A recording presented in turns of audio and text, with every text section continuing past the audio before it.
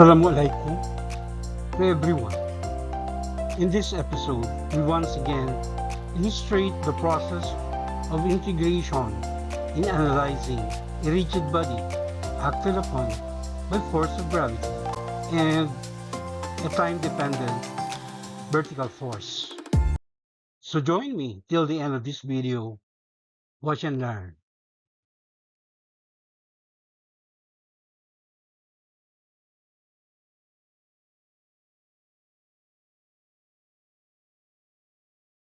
The problem is a 3.00 kilogram box that is several hundred meters above the Earth's surface is suspended from the end of a short vertical rope of negligible mass.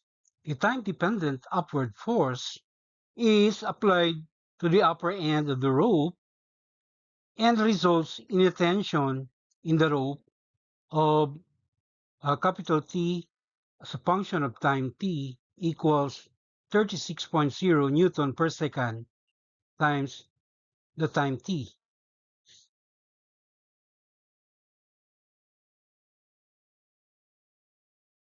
The box is at rest at time equals 0.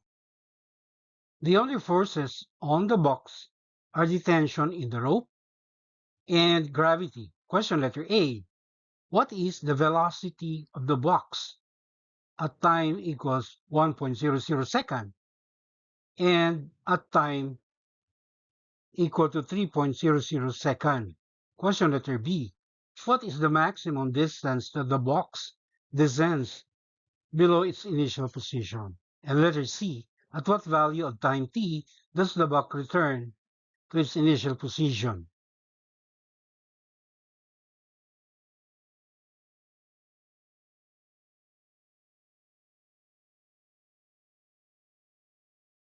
So we are given the mass of the box, m equals 3.00 kilogram.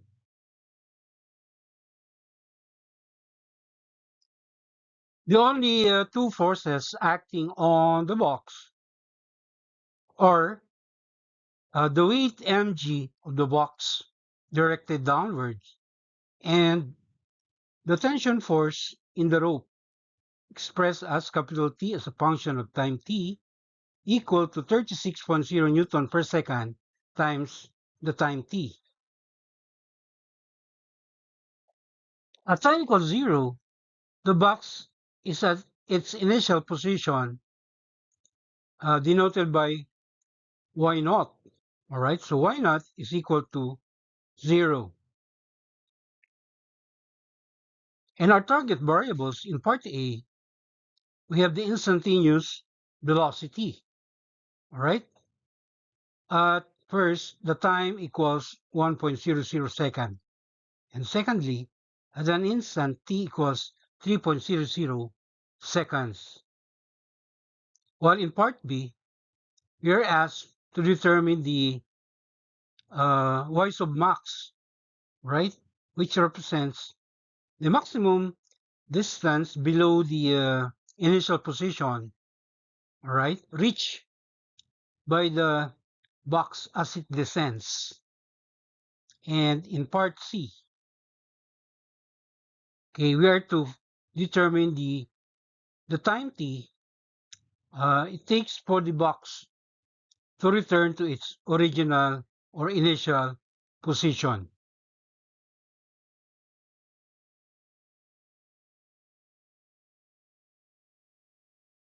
For our solution, we first find the net force on the box expressed as F net equals the tension capital T as a function of time minus the weight of the box mg, right? That is, the F net equals 36.0 Newton per second times T minus the product of m and acceleration due to gravity, or 3.00 kilogram times 9.81 meters per second squared. So when we do our math, the Fnet is now expressed as 36.0 Newton per second times the time t minus 29.4 Newton.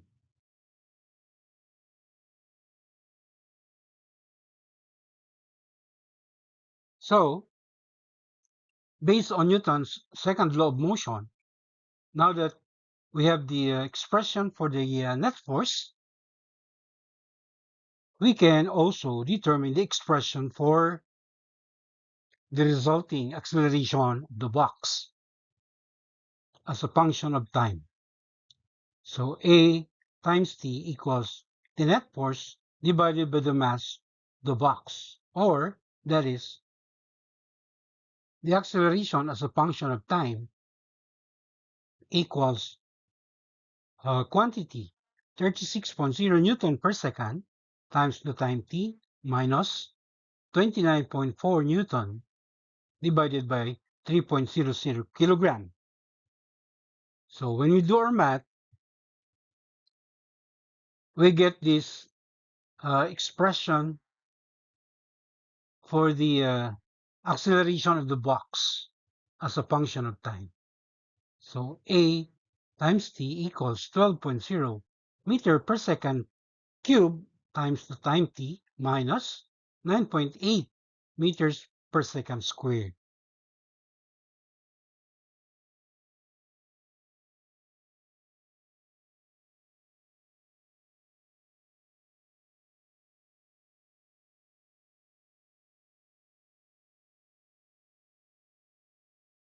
All right, so for us to be able to get the velocity function, right, we need to get the integral of the acceleration function at dt,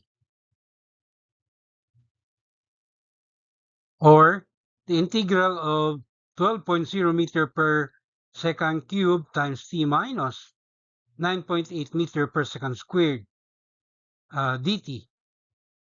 All right, the result of which will be 6.00 meter per second cubed times t raised to the second power minus 9.8 meters per second squared times t. How we got this? Okay, we just apply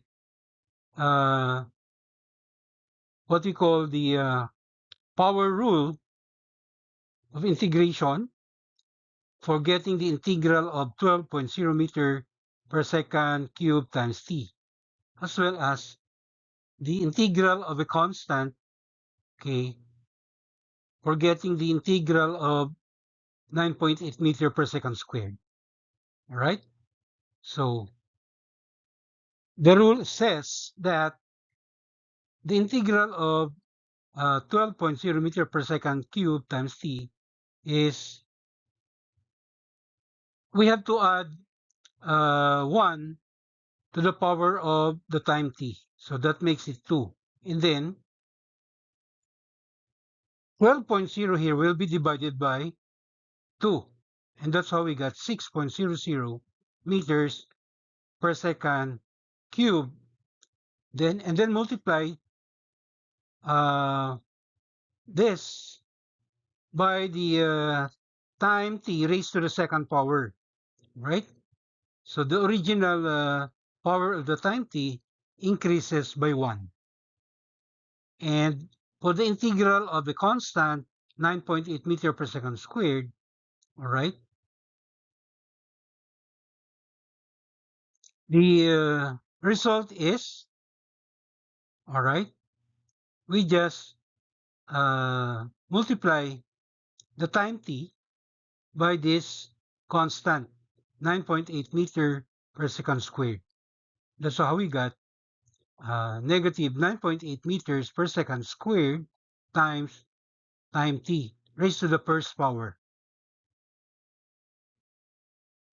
Right? So we can now proceed to answering question letter A. Right? Finding the velocity or instantaneous velocity of the box at time equals 1.00 seconds. So using the velocity function here, right? That means we just substitute the time t by 1.00 second. So we'll get 6.00 meters per second cubed multiplied by the square of 1.00 seconds minus 9.8 meter per second squared multiplied by the time t of 1.00 seconds. So when we do our math, all right, we find the instantaneous velocity at time equals 1.00 seconds equal to negative 3.8 meters per second. In other words, at exactly 1.00 second, the box is moving downwards at a speed of 3.8 meters per second. Similarly, the instantaneous velocity of the box at exactly 3.00 seconds, all right, can be determined following the same process. So we just substitute the time t by 3.00 seconds. So again, when you do our math, we find the value of the instantaneous velocity at exactly 3.00 seconds, which is equal to positive 24.6 meters per second. In other words, at exactly 3.00 seconds, the box is now moving upward with a speed of 24.6 meters per second.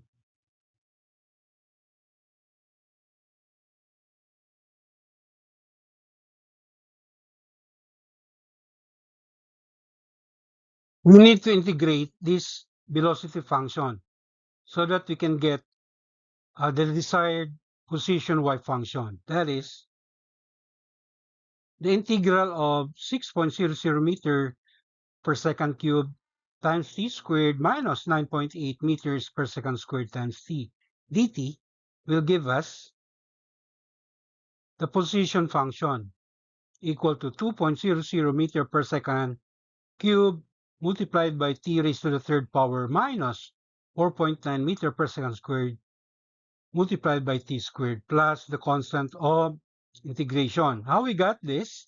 Okay. Uh, Notice that in the velocity function, the power of the time t is 2.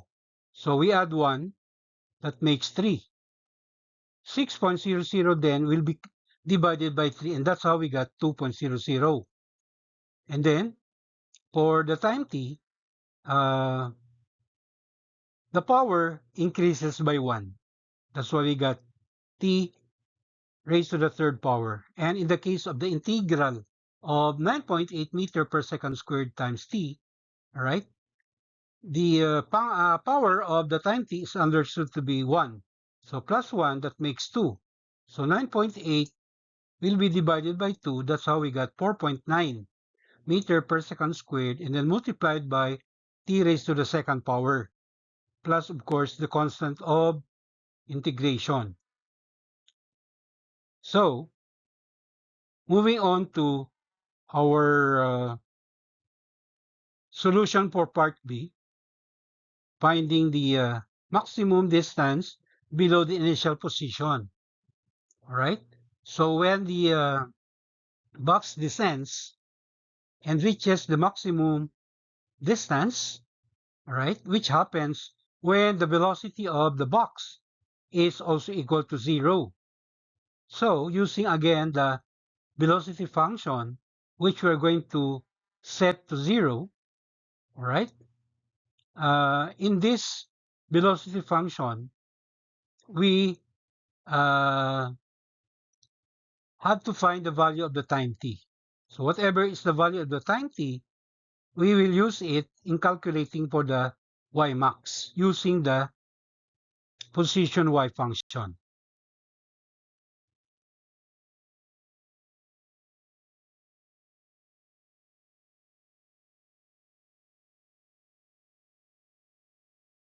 So our velocity vector is given here in its simplified version. All right. We don't include the units for simplicity. And our goal here is to determine the values of the time t, right? For which the instantaneous velocity equals 0. So we first factor out the time t and get the equation 0 equals t multiplied by quantity 6.00 t minus 9.8. In other words, there are two values for the time t. All right, t equals 0 second, which is of course mentioned in the problem that at time equals 0, the box has an initial velocity equal to 0. And the other time value for the time t is when we divide 9.8 by 6.00, which is time equals 1.6 seconds, rounded to two significant figures. So we can now determine the maximum distance the box descends, right, below the initial position where its instantaneous velocity is equal to 0. We just substitute in our position y function the value for the time t 1.6, right? So when you do our math, we get 8.2 meters. This is the result of multiplying 2.00 by the cube of 1.6 rounded to two significant figures. And the result of multiplying 4.9 by the square of 1.6 is of course 13 meters, also rounded to two significant figures. So deducting 13 meters from 8.2 meters, all right, following the rules of significant figures for subtraction, we get negative 4.8 meters. But according to that rule, our answer has to be rounded to its whole number, all right? And our answer, final answer for question letter P, therefore, is y max equals 5 meters, right? So at this maximum distance below the initial position, all right, which is 5 meters, the box also attains 0 instantaneous velocity.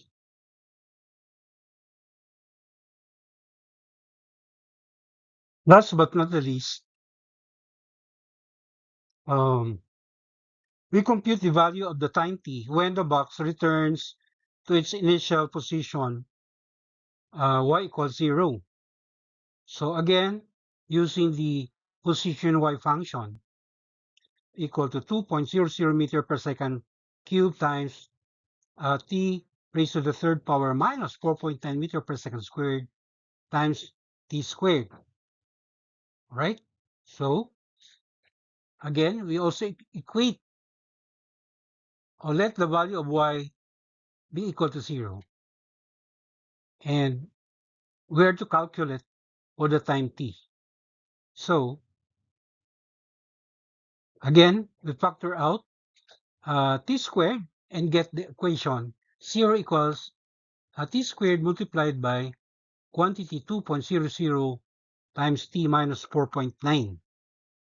That means our two possible answers for the time t is t equals 0 seconds, and the other is, of course, dividing 4.9 by 2.00, which is equal to 2.5 seconds in two significant figures as well. So this is our answer to part C. The value of the time when the box returns to its initial position, y equals 0. And that concludes our lesson. Mabuhay till the next episode. MashaAllah.